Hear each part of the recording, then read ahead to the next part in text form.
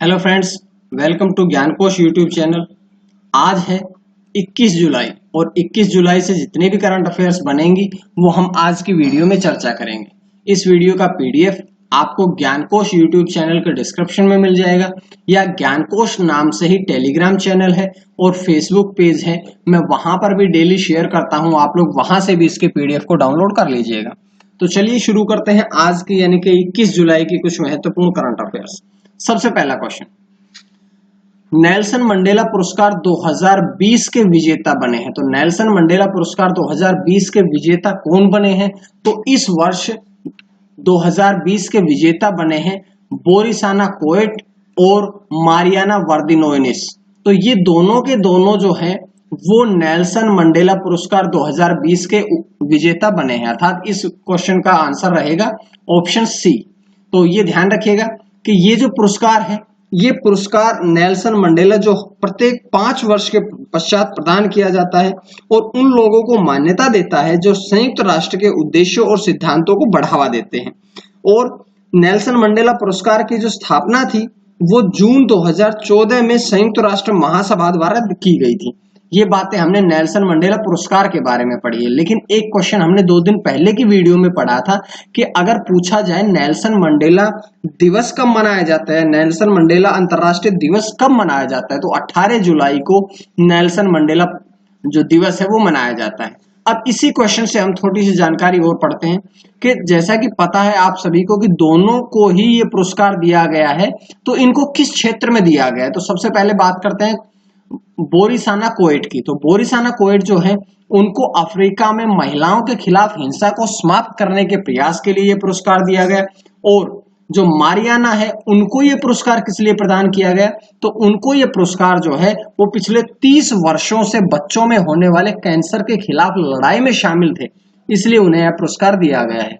और अगर हम बात करें कि इस पुरस्कार की घोषणा किसने की है, तो इस पुरस्कार की घोषणा की है संयुक्त राष्ट्र के अध्यक्ष तिजानी मोहम्मद बंदे ने इसकी घोषणा की है। तो ये सारी जानकारी इस क्वेश्चन के साथ साथ हमने नेल्सन मंडेला पुरस्कारों के बारे में भी पढ़ी है। अब हम बढ़ते हैं अगले क्वेश्चन की तरफ। नवीन रोजगार छतरी योजना शुरू की गई है। तो नवीन रोजगार छतरी योजना कहां पर शुरू की गई है? ये योजना शुरू की गई है उत्तर प्रदेश में। उत्तर प्रदेश राज्य ने अभी नवीन रोजगार छतरी योजना शुरू की है। और अगर हम बात करें कि उत्तर प्रदेश में किसके द्वारा इस योजना को शुरू किया गया है, तो इस योजना को उत्तर प्रदेश में उत्तर प्रदेश के मुख्यमंत्री योगी आदित्यनाथ द्वारा शुरू किया गया है। अब हम बात करें कि इस योजना का उद्देश्य क्या है, तो इस योजना का मुख्य उद्देश्य ये है कि जो अनुसूचित जातियां हैं उन सभी अनुसूचित जातियों का सर्वांगीण विकास करना ही नवीन रोजगार छतरी योजना का मुख्य उद्देश्य है। अब ये उत्तर प्रदेश राज्य में शुरू की गई है, तो हम कुछ बातें उत्तर प्रदेश राज्य के बारे में भी पढ़ लेते हैं जो कि एग्जाम से संबंधित बातें बनती है। जैसा कि उत्तर प्रदेश की स्थापना की बात करें तो 24 जनवरी 1950 को उत्तर प्रदेश की स्थापना हुई थी। इसकी राजधानी की बात करें तो लखनऊ इसकी राजधानी है। उत्तर प्रदेश में जिले कितने हैं? 75। उत्तर प्रदेश के राज्यपाल कौन है?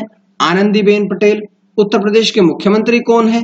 योगी आदित्यनाथ। और एक और नया क्वेश्चन बहुत महत्वपूर्ण बनता है कि उत्तर प्रदेश के उप मुख्यमंत्री कौन है, तो केशव प्रसाद मौर्य और दिनेश शर्मा दोनों ही उत्तर प्रदेश के उप मुख्यमंत्री हैं। तो ये बहुत इंपॉर्टेंट क्वेश्चन बनता है जो कि हमने यहां से कवर किया है। अब हम बढ़ते हैं अगले क्वेश्चन की तरफ।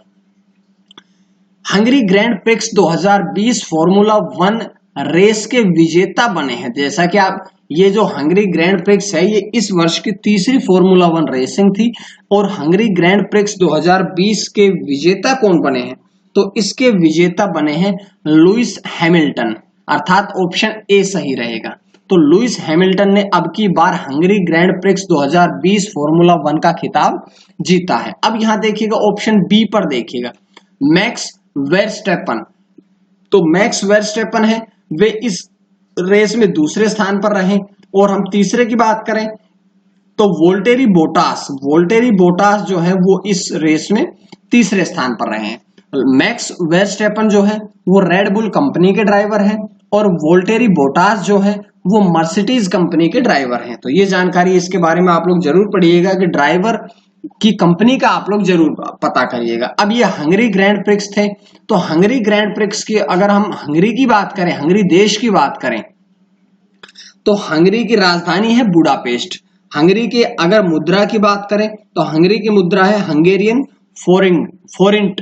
और अगर हंगरी के राष्ट्रपति की बात करें तो हंगरी के राष्ट्रपति है जानोस एडर। जानोस एडर जो है वो हंगरी के राष्ट्रपति हैं। अब हम बात कर रहे हैं यहाँ पर हंगरी ग्रैंड प्रिक्स की। तो हंगरी ग्रैंड प्रिक्स का पहला वर्जन कब शुरू किया गया था, पहली बार रेस कब शुरू की गई थी, तो 1936 में। सबसे ज्यादा बार जीतने वाले ड्राइवर का नाम क्या है, तो लेविस हैमिल्टन जो है या लुइस हैमिल्टन जो है वो हंगरी ग्रैंड प्रिक्स में सर्वाधिक बार जीत चुके हैं, वो 8 बार जीत चुके हैं। और इसके सर्कल की लेंथ कितनी है, 4.38 किलोमीटर जो है वो हंगरी ग्रैंड प्रिक्स के सर्कल की लंबाई होती है। अब हम बढ़ते हैं अगले क्वेश्चन की तरफ। मंगल मिशन होप लॉन्च किया गया है, तो मंगल मिशन होप किसके द्वारा लॉन्च किया गया है, ये लॉन्च किया गया है संयुक्त अरब अमीरात के द्वारा। संयुक्त अरब अमीरात ने अभी एक मंगल मिशन लॉन्च किया है जिसका नाम है होप। ये संयुक्त अरब अमीरात का पहला मार्स मिशन है, तो ध्यान रखिएगा कि संयुक्त अरब अमीरात का पहला मार्स मिशन कौन सा है, वो है होप। और ये मानव रहित मिशन है जो कि आगामी 7 महीनों के बाद अर्थात फरवरी 2021 तक मंगल की कक्षा में प्रवेश कर सकेगा। अब ये संयुक्त अरब अमीरात ने शुरू किया है, जो कि जापान के अंतरिक्ष केंद्र जिसका नाम है तनेगाशिमा अंतरिक्ष केंद्र से उसने विस्थापित किया है, लॉन्च किया है। तो अब ये संयुक्त अरब अमीरात के द्वारा लॉन्च किया गया है। तो कुछ बातें हम संयुक्त अरब अमीरात के बारे में पढ़ लेते हैं। इसकी राजधानी क्या है, अबू धाबी। लेकिन सबसे बड़े शहर की बात करें तो संयुक्त अरब अमीरात का सबसे बड़ा शहर है दुबई। इसकी राजभाषा कौन सी है, अरबी। लेकिन क्षेत्रीय भाषाएं जो है वो इसमें अंग्रेजी, उर्दू, हिंदी, फारसी सब इसकी क्षेत्रीय भाषाएं हैं। अगर हम बात करें कि संयुक्त अरब अमीरात के राष्ट्रपति कौन है, तो खलीफा बिन जायद अल नहयान। खलीफा बिन जायद अल नहयान जो है वो संयुक्त अरब अमीरात यूएई के राष्ट्रपति हैं। तो ये जानकारी इस क्वेश्चन से मिली है। अब हम बढ़ते हैं अगले क्वेश्चन की तरफ। एस्पायर नामक ई पोर्टल लॉन्च किया गया है।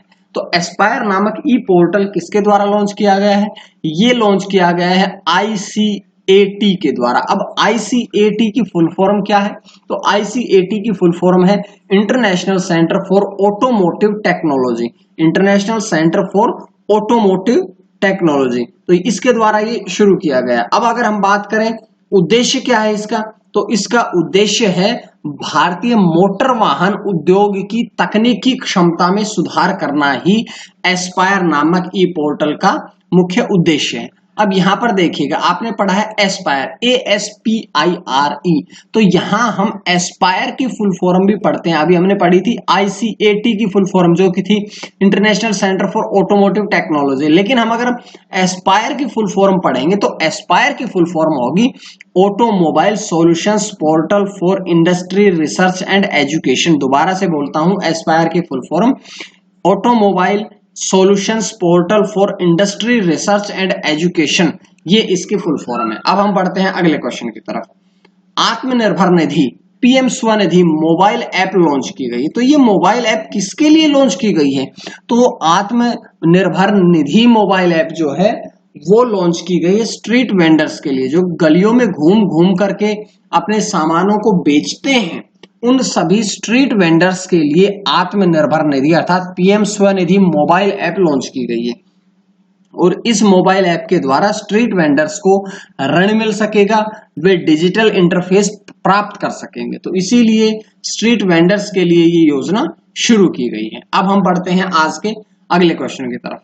तीसरी G20 वित्तीय मंत्रियों की और केंद्रीय बैंक गवर्नर्स की बैठक हुई। इसमें भारत का प्रतिनिधित्व किसने किया, तो ध्यान रखिएगा G20 की जो तीसरी वित्तीय मंत्रियों और केंद्रीय बैंक गवर्नर्स की बैठक हुई थी, इसका प्रतिनिधित्व किया था भारत की निर्मला सीतारमन ने, अर्थात ऑप्शन सी सही रहेगा। ये वीडियो कॉन्फ्रेंसिंग के माध्यम से सऊदी अरब रेजिडेंसी के तहत इसे आयोजित किया गया था। भारत का प्रतिनिधित्व केंद्रीय वित्त और कॉरपोरेट मामलों की मंत्री निर्मला सीतारमन ने किया था। तो ये क्वेश्चन से जानकारी मिली।